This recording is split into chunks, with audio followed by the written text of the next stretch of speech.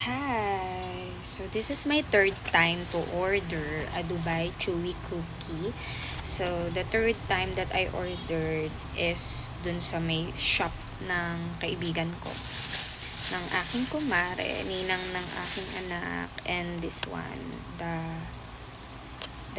red velvet cookie. So, actually, hindi ko pa siya nalalagay sa rep kasi nga, kakarating pa lang kanina. Tapos, di pa ako lumalabas. And may mga ginagawa pa ako. Eto.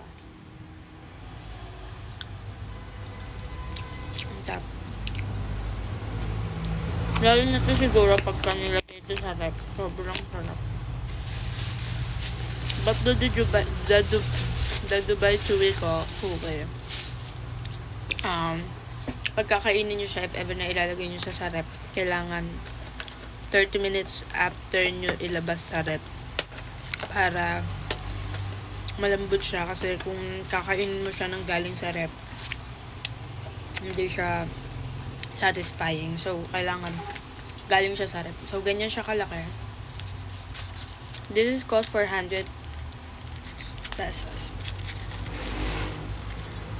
So, bite natin.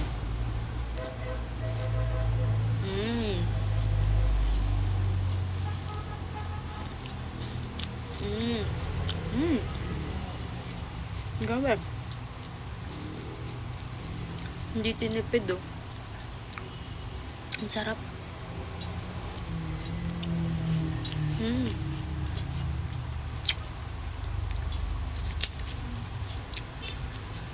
Sarap. Actually, this is not sobrang matamis kasi yung iba kasi, sobrang tamis. Tapos, lasang-lasa mo yung parang flavoring nung pistachio kineme, pero hindi naman siya literally pistachio. Pero mura yung mga ganon. But yung mga ganito, like this one, matitikman mo talaga yung lasa ng pistachio, and may mga nuts siya sa loob. And as you can see, grabe yung filled nung ano niya.